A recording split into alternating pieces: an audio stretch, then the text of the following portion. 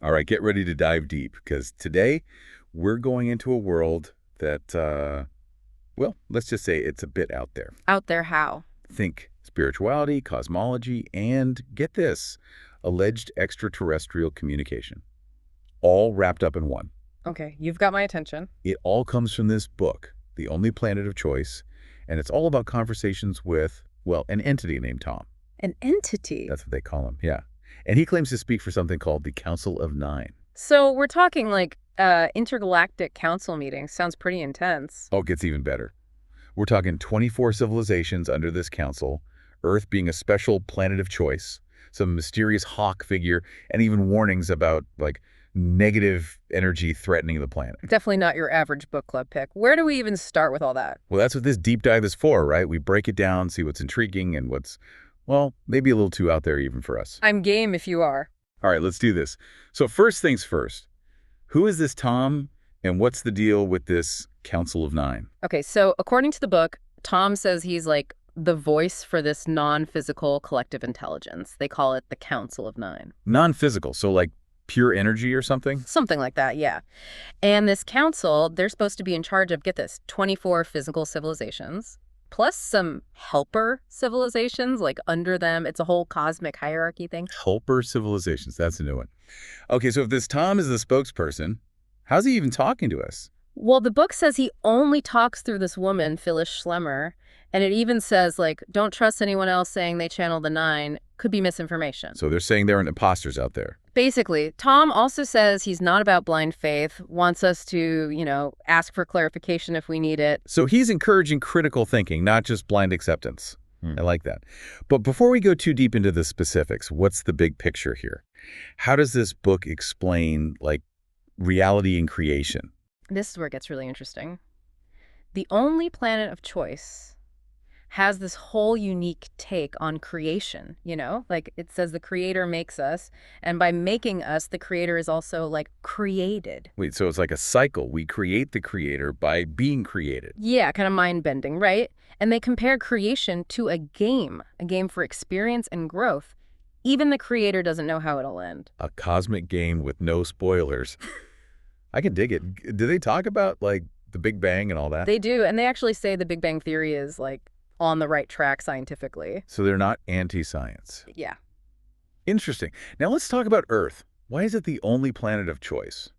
Okay, so they say Earth is special because it's the only place with free will. Like, it has a unique potential for growth. Souls choose to come here for different reasons. Like what? Well, some want to help, some want to grow, and some are even trying to fix past mistakes. They call Earth a cosmic school for the soul. So Earth's not just our home, it's our classroom. That's deep. Right. And it makes you wonder, why choose a planet with so much, suffering? The book actually says some souls chose tough stuff, like even the Holocaust or those famines, as a form of service. Whoa, okay, that's a lot to process. So we're all souls learning here. What about these other civilizations? What's their deal? Well, the book says there are 24 physical civilizations in a different dimension, and the Council of Nine is in charge of them. And remember, those helper civilizations. Yeah, they're out there too, right? Right, but here's the thing. The book warns that those helpers might not always know everything. They could even give us bad info. So even in space, you got to watch out for fake news. Okay, but if all of these civilizations are real, why haven't we met them? Why haven't they landed on the White House lawn and said hello? That's the million-dollar question, right? Well, according to Tom, they've interacted with us before, and the reason they haven't made a big entrance is that, well, governments don't want to tell us about them. They're afraid of mass panic, the whole shebang. A cosmic cover-up.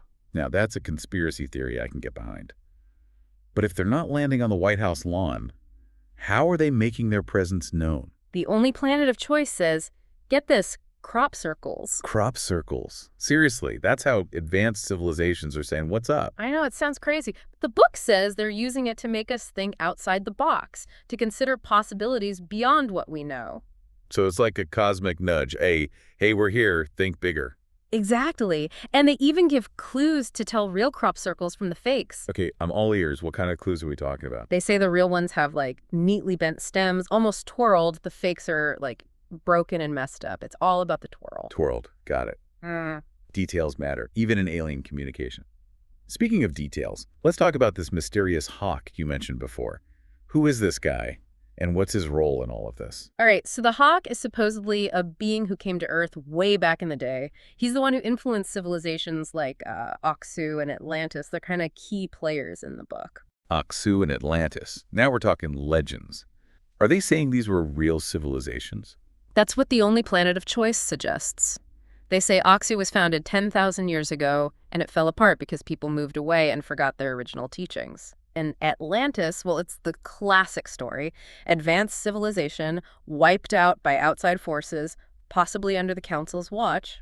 So it wasn't just some myth. They're saying Atlantis was a real place with, like, alien contact and everything. That's what they're suggesting. And what's really interesting is how they connect all this ancient stuff to us, to our world today. Okay, now you've got me hooked. Yeah. How do they make that connection?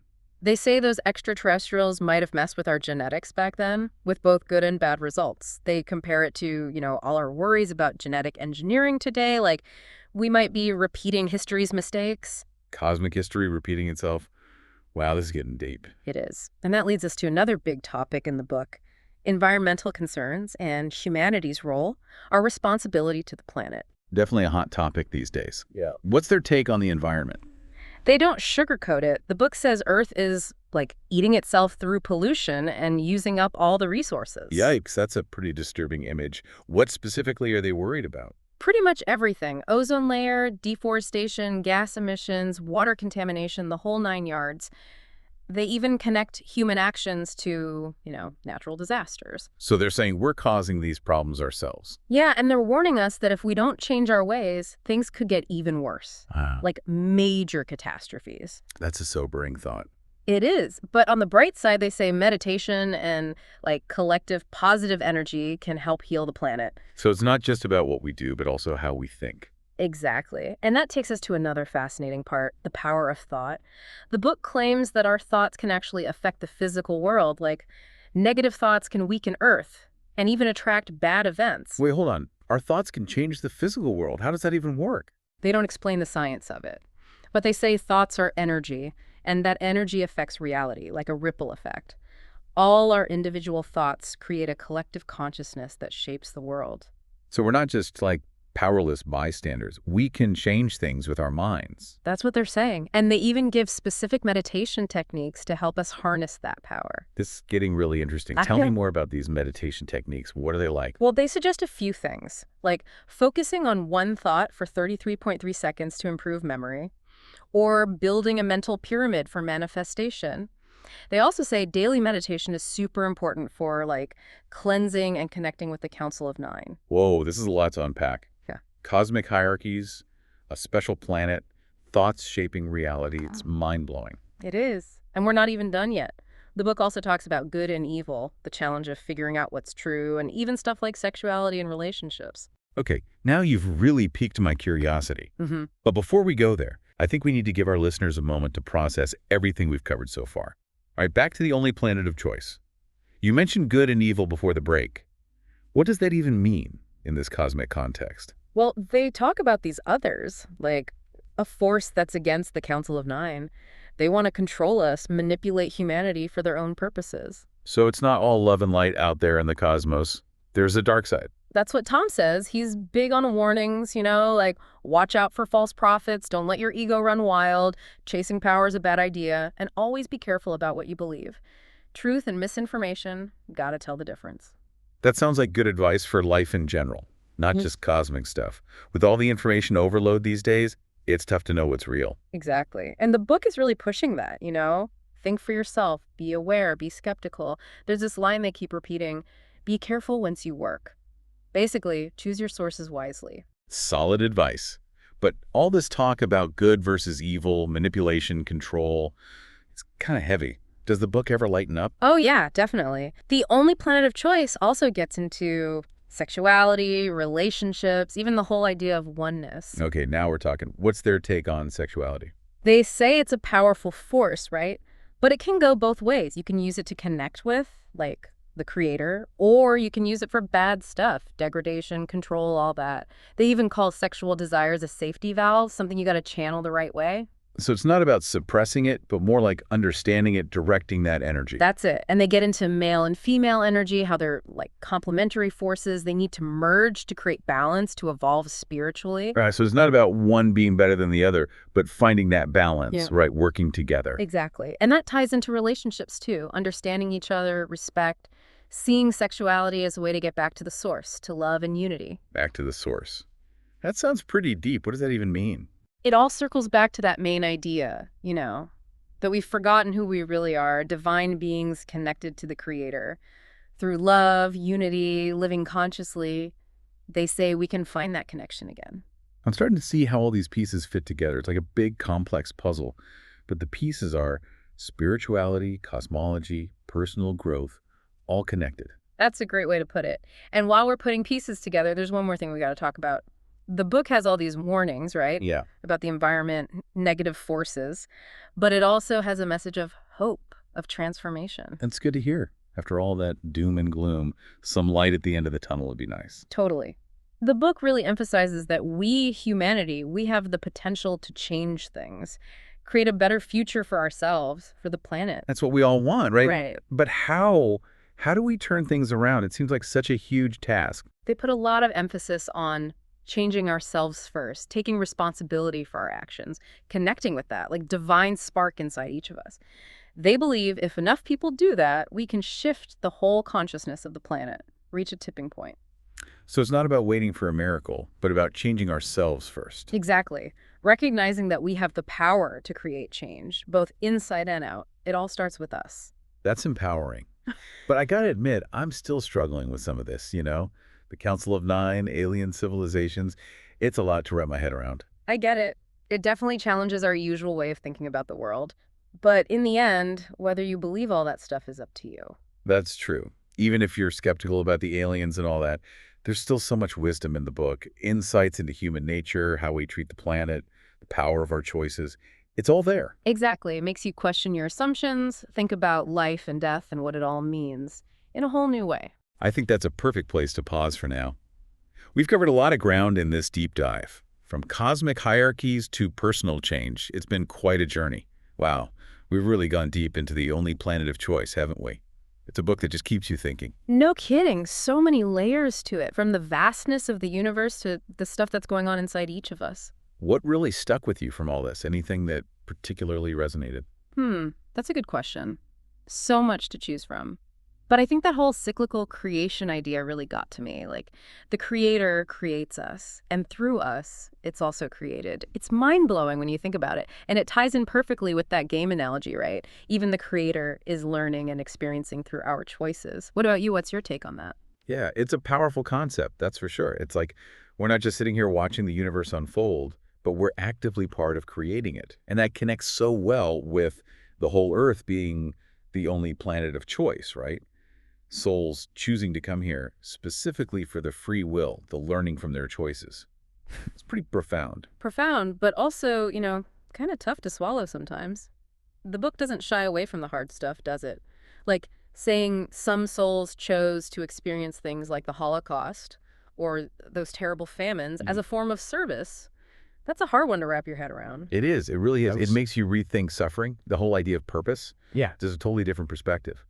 But maybe that's what makes the only planet of choice so fascinating, right? It challenges us to question everything we thought we knew about life, death, the whole meaning of it all. Absolutely. It's like a deep dive into the very essence of reality. And then you've got those extra layers of complexity with the extraterrestrial stuff, Council of Nine, helper civilizations, all those potential interactions, past and future. It's a lot to take in. It really is. Yeah. And I can see how some people might get hung up on those parts. Aliens and crop circles, it can sound pretty far-fetched.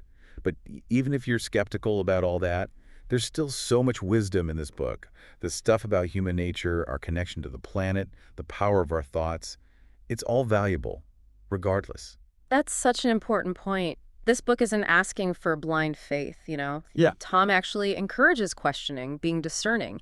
He wants us to be aware of our sources, think critically about what we're taking in. Exactly. And that's good advice no matter what you're reading or listening to. Mm-hmm. But beyond that, Tom keeps coming back to the importance of looking inward, right? Understanding ourselves, owning our actions. That's where real growth starts, and that's how we can actually start to change the world around us. You nailed it. It's about that inner work, recognizing that divine spark within each of us and choosing to act from a place of love and compassion. That's where it all begins. And that seems to be the core message of the only planet of choice, right? It's not about waiting for someone else to fix things. It's about realizing we have the power to create a better future, and it all starts with us. Such a powerful and hopeful message, isn't it? Despite all the challenges, we have the choice to take a different path, a path that leads to a world where things are more in harmony, where everyone can thrive. This deep dive has definitely left me with a lot to think about. If Earth is really the only place where souls can choose to learn and grow, what does that mean for how we live our lives? What choices will we make? That's the question we'll leave you with today. And remember, we've only scratched the surface of the only planet of choice. There's so much more to discover, so many more insights waiting to be uncovered. If you're curious to learn more, we encourage you to pick up the book and dive deeper into its mysteries. You never know what you might find. Thanks for joining us on this incredible journey. Until next time, keep exploring, keep asking questions, and keep diving deep into the mysteries of this world and beyond.